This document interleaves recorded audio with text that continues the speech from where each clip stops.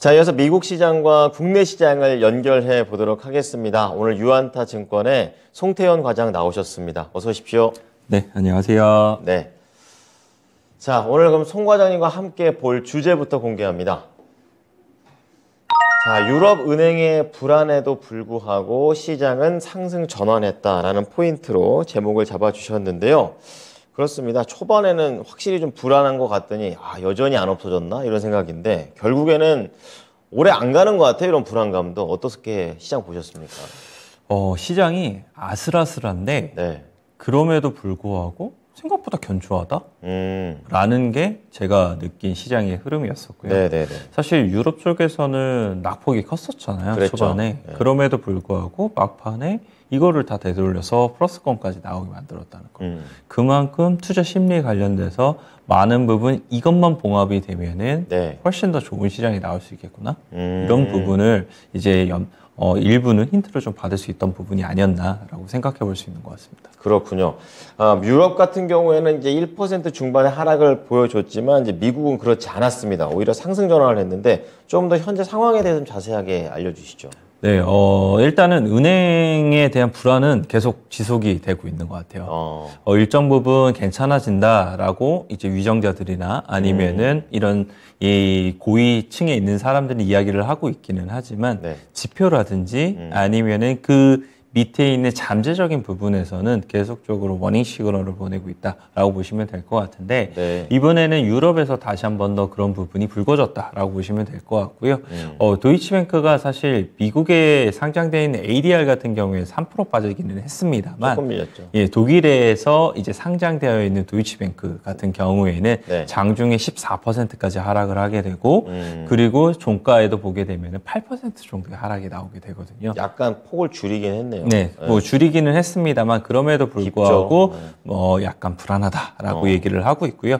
사실 크레딧 스위스가 이제 코코본드인 AT1 관련돼서 모두 상각 처리를 하게 되잖아요. 네. 거기에 따라서 이제 AT1을 많이 발행한 이러한 은행들 같은 경우에는 위험도가 있지 않겠느냐라고 당연하게 생각을 해볼 수 있는 걸 거고 그렇죠. 네. 그것을 나타내고 있는 지표 중에 하나가 CDS 프리미엄일 텐데 5년물. 그 CDS 프리미엄이 이제 급등을 하게 되면서 네. 거기서 도이치뱅크 위험할 수도 있겠네? 그쵸. 라고 생각을 하게 되는 거고요. 근거를 제공해 버렸죠. 네, 거기에 따라서 이제 이 유럽권에서도 다시 한 번 더 안 좋아질 수 있지 않겠느냐라고 이제 생각이 된 겁니다. 그래서 도이치뱅크만 빠진 건 아니고요. 뭐 BNP 파리바라든지 뭐 여타의 은행권 관련된 종목들이 대부분 다 빠졌다라고 좀 보시면 될 것 같습니다. 그랬군요. 그리고 ING에서는 이제 은행들이 이 조만간 AT1을 새롭게 발행할 수 있을지 그렇죠. 이제 예. 의문이 든다라고 얘기를 하게 의심이 되는데 들죠. 저 같은 경우에도 만약 이 채권의 지위에 있는 이 AT1 자체를 네.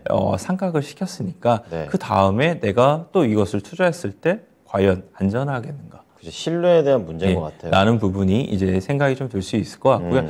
물론 그럼에도 불구하고 빠르게 유럽 정부라든지 아니면 유럽 은행권에서는 이런 부분을 진화하기는 했습니다만 네. 어쨌거나 관련돼서 적어도 금리가 조금이라도 더 올라가지 않을까? 이런 부분은 충분히 생각을 해볼 수 있는 것 같고요. 거기에 따라 향후의 움직임을 좀 지켜봐야 된다라고 말씀을 좀 드릴 수 있을 것 같습니다. 네. 그리고 리가르드 ECB 총재 같은 경우에도 결국 이런 내용이에요. 이 유로존 은행 괜찮다. 아직까지는 뭐 괜찮고 걱정할 수습하는 필요 거죠. 없다. 그리고 ECB는 필요시 금융 시스템의 유동성을 제공할 준비가 되어 있다. 갑자기 제넷 옐런이 생각이 나네요. 네, 뭐 문제가 생기면 예. 당연히 우리 유동성 공급할 수 있으니까 걱정하지 말고 거래하셔도 된다라고 얘기를 한 거고요. 네. 울러프 슐츠 이제 독일 총리 같은 경우에도 똑같습니다. 도이치뱅크 튼튼한 은행이기 때문에 네. 괜찮습니다. 거래하셔도 됩니다라고 얘기를 했다면 이제 JP 모건도 여기에 관련돼서 이야기를 하게 돼요. 뭐라고 했나요? CS 이제 이후에 네. 과연 도이치뱅크가 이렇게 될 것인가에 대한 의문에 대한 이제 목소리가 높아졌었는데 JP 모건 같은 경우에는 그럴 수가 없다라고 얘기를 하게 됩니다. 네. 이 도이치뱅크 같은 경우에는 사실상 자산 규모라든지 이런 부분을 보게 됐을 때도 세계 5대 은행 중에 하나가 될 수 있다라고 얘기를 하고 있고요. 그리고 이제 작년도에 이 FICC 부분에서만 보게 된다 하더라도 95억 달러의 수익을 거뒀다라고 얘기를 하게 됩니다. 그만큼 일정 부분에서도 은행 모든 사업 부분도 아닌 FIC 채권 부분에서만도 사실상 95억 달러에 대한 수익을 거뒀을 만큼 네. 튼튼한 은행인데 과연 이런 부분에 있어서 CDS 프리미엄이 일부 올라갔다고 하더라도 정말 크레딧 스위스처럼 파산까지 가겠느냐. 이런 부분으로 이야기를 했다라고 얘기를 해볼 수 있는 것 같고요. 네. 보다 더 JP모건은 수치적인 부분을 이야기를 하다 보니까 신뢰도가 있네요. 보다 더 신뢰도가 있지 네. 않았나라고 생각을 해볼 수 있는 것 같습니다. 그러네요. 그래서 은행 관련된 종목들도 뭐 비교적 선방을 했다라고 보시면 될 것 같고요. 예. 미국의 중소형 은행주인 퍼스트 리퍼블릭 같은 경우에도 마이너스 한 1% 정도의 하락으로 종료가 됐고요. 팩 웨콥스 뱅크 같은 경우에도 3% 상승, 찰스 슈왑 같은 경우에도 0.7%의 상승이 나오게 되면서 네. 그래도 조금 더 안정적인 흐름에서 미국 시장에서는 은행주들이 끝났다라고 보시면 될 것 같습니다. 네. 그런데 주말에 또 보게 되면은 그럼에도 불구하고 많은 이제 중소형 은행에서 있었던 예금들이 빠져나갔다라는 통계가 나오게 돼요. 주가는 약간 올랐지만 또 예금은 또 예금은 계속적으로 인출이 되고 있는 거죠. 아, 그렇군요. 그리고 이것 자체가 9일부터 15일 동안 일주일 동안 이제 빠져나간 예금 규모가 128조 원이라고 하고 있어요. 불안하시군요. 예, 아직까지. 아무래도 저 같은 경우에도 지방은행에서 문제가 생기게 되면 내 예금을 굳이 지방은행에 두지 않고 그쵸. KB라든지 신한이라든지 튼튼하게, 넘기게 될 거잖아요. 큰 데 쪽으로. 예, 그것과 똑같이 이제 미국에서도 당연히 중소형 은행들 쪽에 넣어놨던 예금들이 보다 더 큰 은행 쪽으로, 상업은행 쪽으로 넘어갈 수 있는 부분이 당연히 많지 않나라고 생각을 해볼 수 있는 것 같고요. 네. 이 부분에서 또 하나 지켜봐야 될 점은 이 통계 자체가 15일까지거든요. 네. 근데 지금 그 이후에는 어떻게 되는지 모르잖아요. 그렇죠. 그것이 안정이 됐는지 아니면 더 양이 늘어났는지. 그걸 봐야겠네요. 예, 그게 이제 향후에 은행에 대한 사태에 대한 이제 봉합이 될 것인지 아니면 더 불안해질 것인지 이거를 볼 수 있는 중요한 힌트가 되지 않을까라고 생각해 볼 수 있는 것 같습니다. 너무너무 이해가 됩니다. 지금 뭐 투자자들 입장에서는 미래를 보니까 항상 뭐 이거 봉합될 거다 이렇게 얘기는 하고는 있지만 또 막상 또 돈 넣어놓으신 분들은 불안하니까 이렇게 또 미국에서도 이런 분위기 나오고 있습니다. 자, 이렇다 보니까 여러 가지 이제 경제 인사들도 발언들을 내놓고 있는데 은행 얘기도 하면서 금리 얘기를 이제 섞어가면서 얘기를 좀 했던 것 같아요. 어떻습니까? 이제 연은 총재들 다시 한번 얘기해야죠. 그렇죠. 예. 끝났으니까 3월도 지나고 이제 무슨 생각을 했는지 우리가 그리고 FMC 회의에서는 어떠한 생각을 가지고 이런 네. 결정을 했는지 중요하죠. 뭐 이런 부분을 얘기를 했다라고 보시면 될 것 같고요. 라파엘 보스테이 애틀란타 총재 같은 경우에는 금리에 대한 결정이 간단한 것은 아니었다라고 얘기를 하고 있습니다. 네. 결국 위원회는 이제 은행 시스템이 이 건전하고 견조하다는 명확한 신호가 있다고 판단을 했기 때문에 이러한 결정을 내렸다라고 얘기를 했고요. 네. 그리고 이제 제임스 블러드 세인트루이스 네. 총재 같은 경우에는 이 금융 스트레스는 끔찍하지만 금리를 낮추는 경향이 있다라고 얘기를 하고 그렇죠. 있습니다. 네, 아이러니하죠. 이 낮은 금리는 금융 스트레스 기간의 여파로 발생할 수 있는 부정적인 것이 경제의 영향을 완화하는 데 도움이 될 수 있다라고 얘기를 하게 되는데요. 시장 상황이 사실상 좀 좋지 못하다 보니까 네. 이 채권 금리가 이제 하락을 하게 되고 그렇죠. 금리에 대한 이 하락 영향이 나오게 되면서 사실 금리 높아서 문제 생겼던 게 상당히 많았었잖아요. 그랬죠. 그런 부분을 좀 완화시키는 역할을 자연스럽게 할 수 있었다라고 얘기를 하고 있고요. 참 해석을 재미있게 잘 하시는 것 같아요. 그러면서도 네. 이제 금리에 대한 인상에 대한 부분은 뭐 계속적으로 견지를 하고 있는 이런 부분이다라고 보시면 될 것 같은데 그렇군요. 이분께서 사실 엄청난 해안이 있고 네. 사실 다른 총재들보다도 훨씬 더 먼저 이런 의견을 제시를 해 주시는 부분이기는 한데 네. 이번에 이번에 투표권이 없으시기 때문에 이런 부분에 있어서는 조금은 이제 목소리에 대한 무게감이 좀씩 낮아지고 있는 것이 아닌가라고는 좀 생각을 해볼 수 있는 것 참고는 같습니다. 해야겠네요. 예. 네. 그 다음에 이제 토마스 바킨 리치먼드 연은 총재 같은 네, 경우에는 이 인플레이션이 높고 이 수요가 줄어들 것으로 보이지 않기 때문에 네. 금리 인상의 케이스가 매우 분명했다라고 얘기를 하고 있습니다. 그래서 결국은 FMC 그리고 패드에서는 이 금융 시스템의 안정에 대한 부분도 중요하기는 하지만 그보다도 더욱더 우선시 되고 있는 것은 결국은 인플레이션에 대한 관리 그렇죠. 네. 이런 부분이 될 수 있는 부분이지 않나라고 생각을 해볼 수 있는 것 같고요. 여기에 따라서 그 다음번 FOMC 회의가 열리게 됐을 때도 5월이죠. 이런 부분이 어느 정도 영향을 미치기는 하겠지만 역시나 인플레이션이 잡히지 않으면 금리 인상은 당연히 자연스럽게 다시 한 번 더 25bp가 나오지 않을까라고 생각해 볼 수 있는 것 같습니다. 네. 자, 뭔가 이제 은행은 또 사태가 터진다 하더라도 조금은 일단락되는 그런 분위기 이쪽으로 좀 가는 것 같습니다. 이제 그러면서 좀 더 금리 쪽으로 움직이고 있는데요. 자, 그런 가운데 이제 기술주도 흐름을 보게 되면은 약간은 이제 혼조 흐름으로 가는 것 같아요. 어떤 뭐 소식들이 있었습니까? 일단은 빅테크들 전반적으로는 중립의 모습이 나오고 있었었는데요. 그나마 넷플릭스가 2.5% 상승이 나오게 되면서 괜찮았네요. 상승폭이 조금 네. 컸다라고 좀 보시면 될 것 같은데 이 넷플릭스가 사실 요 근래 뉴스가 거의 안 나오다가 네. 다시 한 번 더 얼마 전에 9%의 상승이 나오게 되고 그랬죠. 그때부터 다시 긍정적인 이제 투자 의견이라든지 이런 부분이 보다 더 많이 나오고 있다라고 보시면 될 것 같고요. 네. 캐나다에서 지금 이제 계정 공유 관련돼서 유명하죠. 이제 금지를 이제 시키는 부분을 이제 반영을 시키고 있는데 네. 그 금지시키는 방안을 통해서 가입자에 대한 이탈보다는 가입자에 대한 수가 보다 더 늘어나고 있다. 힘내요, 부분이 넷플릭스. 예, 이제 이야기가 나오고 있습니다.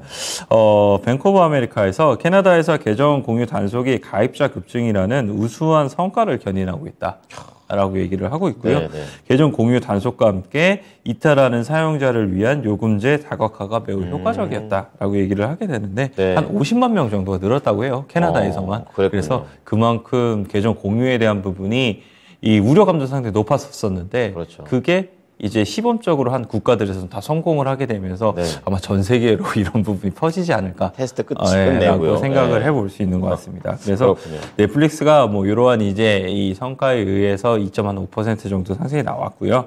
그리고 메타가 0.85% 이제 이 상승이 나왔었는데 네. 저는 이 부분은 좀 중요한 것 같아요. 어떤 부분? 메타의 포커스가 맞춰졌던 게 사실 이 비용에 대한 부분을 단속을 하게 되면서 구조조정, 예. 실적이 좋아지게 될 것이다가 포커스였었는데 맞아요. 네. 이 포커스가 이제는 AI 시장에 있어서도 메타가 많은 부분 수혜를 받을 수 있다라는 것으로 넘어갔죠. 이제 포커스가 전반적으로 넘어가는 네네. 모습이 상당히 메타에 대한 추가적인 상승을 기대해 볼 수 있는 부분이지 않나라고 생각을 해볼 수 있는 것 같고요. 네. AI에 대한 부분이 보다 더 이제 활발하게 되기 시작을 하게 되면은 동영상 관련돼서 AI가 보다 더 많이 사용이 되게 될 거고 그렇죠. 그것에 대한 수혜를 사실 뭐 인스타그램이라든지 아니면 릴스라든지 이런 부분에 있어서 네. 메타가 더욱더 많은 부분 수혜를 받을 수 있다라고 이야기를 하고 있습니다. 그래서 그렇군요. 이러한 부분이 결국은 메타와 관련돼서 지금 사실 다음 이제 사업 부분에 대한 포지션이 약간 애매했던 부분이 있었었는데 그것을 뚫어줄 수 있는 활로가 되지 않을까라고 생각을 해볼 수 있는 것 같고요. 네. 여기에 이제 메타버스라는 플랫폼 자체가 더 잘 붙게 되면은 그렇죠. 아마 훨씬 더 좋은 시너지를 내지 않을까 이렇게 생각해 볼 수 있는 것 같습니다. 참 이 회사가 이미지가 이렇게 딱 바뀐다는 게 쉽지가 않은 것 같습니다. 이제 SNS에서 XR, 뭐 메타버스 이쪽으로 넘어가는데 계속해서 진통을 겪지만 그래도 넘어가고 있습니다. 자, 그런 가운데 반도체 같은 경우에는 전반적으로 분위기가 안 좋아서 뭐 악재가 있었나? 약간 이런 생각 들었는데 어땠습니까? 사실 지난 금요일 날 네. 국내 시장에서는 반도체가 정말 뜨거웠잖아요. 너무 반대니까 지금 분위기가. 그랬는데 네. 그것이 계속 이어갈 수 있을지에 대한 의문감 그러게요. 이런 부분이 조금 들었던 이 미국의 금요일 시장이었다라고 좀 보시면 될 것 같은데 네. 어쨌거나 미국에서에 대한 반도체에 대한 섹터가 조정을 받았던 이유는 업황에 대한 부분이었어요. 메모리 업황 자체가 아시아 시장에서는 역시나 언제 이 회복이 될 것인지가 불분명하다. 이런 부분이었었거든요. 그렇기 때문에 마이크론 테크놀로지라든지 시게이트라든지 네. 이러한 이제 종목들은 다소 보수적으로 접근을 해야 된다라는 부분이었습니다. 메모리 쪽이. 그래서 우리나라에 대한 부분이 사실 메모리 쪽이 훨씬 더 큰 비중을 차지를 하고 네네. 있다는 점을 생각을 해봤을 때 의견이 매우 분분해요. 업황에 대한 부분이 CT에서는 얼마 전에 보게 되면은 네. 이제 메모리 업황이 거의 바닥을 찍고 있다라고 얘기를 하고 있는 원하는 부분도 소식이고요. 있고 네. 그 반대로는 또 이러한 이제 웨드부시가 이야기를 했던 것처럼 반대 이야기도 계속 이제 나오고 있다는 점, 이런 점을 생각해 봤을 때 네. 이번 주에 있게 되는 28일에 마이크론 테크놀로지의 실적 발표 이후에 과연 CEO는 어떤 발언을 하게 될 건가? 중요하겠네요. 이 부분이 더욱더 중요해질 수밖에 네, 없을 네, 것 같고요. 네, 네. 우리나라에 있어서도 사실상 더욱더 반도체 쪽으로에 대한 매기 확산이 나오기 위해서는 이 관련돼서 조금 더 긍정적인 이야기가 나와줘야지만 가능하지 않을까라고 생각을 하고 있습니다. 그래서 이런 부분에 우려감은 충분히 있다라는 부분을 좀 인식을 하셨으면 좋을 것 같고요. 그럼에도 불구하고 지난 금요일 날 보게 되면 DBI텍이라든지 예, 아니면 주성 맞아요. 엔지니어링이라든지 아니면 한미반도체라든지 이런 종목들이 20% 가까운 상승세가 나오게 됐거든요. 좋았죠. 근데 그 기저에 보게 되면은 네. 기관들의 부랴부랴 사실상 이번에 매수가 들어오는 모습을 많이 보이게 됩니다.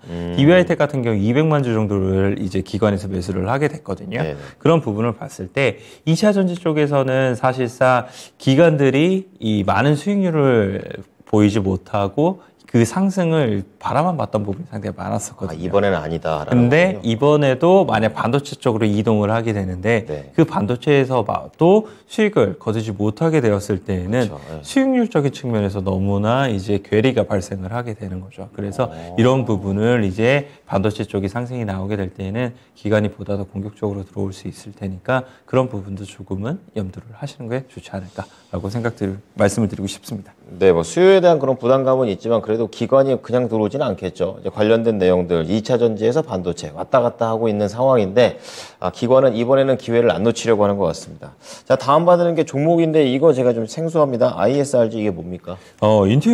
인투이티브 서지컬이라는 이제 회사예요. 사실 이 회사가 엄청 유명한 회사인데 예. 주가가 좀 조정 많이 받고 네. 요 근래에는 계속적으로 많은 이야기가 나오지 않다가 이번에 긍정적인 이제 투자 의견과 함께 상승도 나와서 한번 말씀을 드리고자 합니다. 네. 한 4% 정도의 상승세가 나왔다라고 보시면 될 것 같고요. 예. 윌리엄 블레어라는 이제 곳에서 의견을 제시를 했었었는데 인투이티브 서지컬이 이제 장기 시장 기회가 막대한 반면 현재 침투율은 한 10% 정도에 그치지 않고 있다라고 이야기를 하고 있습니다. 네. 이 회사 자체를 보게 되면은 다빈치 로봇 하는 회사다라고 보시면 될 것 같아요. 수술용 로봇.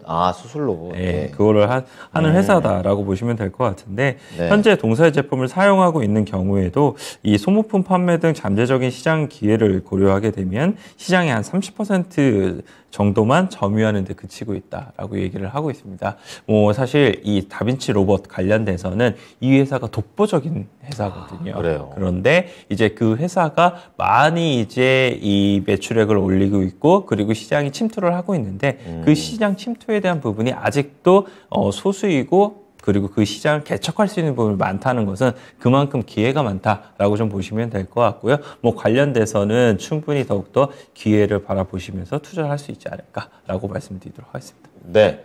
자, 시간상 바로 종목 보겠습니다. 오늘의 종목은요, 미래 컴퍼니입니다. 2차 전지 쪽인 것 같은데 또 여기에 또 내용을 보니까 그것도 아닌 것 같습니다. 추가적인 플러스 알파도 있는 것 같아요. 네, 요 근래 움직인 건 2차 전지 때문에 움직였어요. 말씀하신 네. 것처럼. 전고체 때문에 움직였었는데 원래 이 회사가 하는 일은 디스플레이 장비예요. 디스플레이 장비를 하는 업체인데 거기서 신사업으로서 처음에는 이제 이 복강경 로봇, 이 수술용 로봇을 만들게 됩니다. 그렇군요. 앞서 내용이요. 예, 원래 다빈치 이제 이 로봇과 이제 비슷하게 이 미래 컴퍼니에서도 수술용 로봇을 만들게 됐는데 훨씬 가격적으로 저렴하다라는 부분과 함께 국내외에서도 많은 부분 침투를 빠르게 해 나갈 것이다라는 것이 사실상 뭐 올 한 해 뭐 이런 것이 아니에요. 되게 오래됐어요. 이 회사가. 그래서 이 회사도 계속적으로 수술에 대한 실적이라든지 이런 부분을 쌓아가고 있는 부분이 있게 되는데 결국 이러한 시장 자체가 계속적으로 확대가 되고 더욱더 많은 부분 늘어나게 되면은 거기서도 점유율에 대한 부분을 조금씩 더욱더 많은 부분 늘려갈 수 있지 않을까라는 부분으로 생각을 해볼 수 있는 것 같고요. 그리고 말씀을 하신 것처럼 이제 전고체 관련돼서도 사실 삼성 SDI에게 투자를 받았던 부분도 있었었잖아요. 그런 그쵸. 부분에서 신사업적인 부분이 어느 정도 이제 주가를 끌어줄 수 있는 모멘텀으로 작용을 하고 있고 2022년도에 대한 실적을 보게 된다 하더라도 디스플레이 장비가 견조한 실적을 보이게 되면서 그래도 2021년도 대비 확연한 성장에 대한 모습을 보여줬었거든요. 네. 그래서 이런 두 가지 정도를 생각을 해봤을 때 미래컴퍼니 바닥에서부터 많이 올라오기는 하지만 추가적으로 더욱더 업사이드에 대한 변동성을 기대해 볼 수 있지 않나 이렇게 말씀드리도록 하겠습니다. 네. 자, 미래컴퍼니였습니다. 오늘 말씀 잘 들었습니다. 네, 감사합니다. 네, 유한타증권 송태영 과장이었습니다. 지금까지 투자 판단에 도움이 될 수 있는 정보를 제공해 드렸습니다. 하지만 특정 종목의 상승과 하락을 보장하진 않으니까요. 참고해 주시기 바랍니다. 이번 주도 힘나게 출발해 보시기 바랍니다. 감사합니다.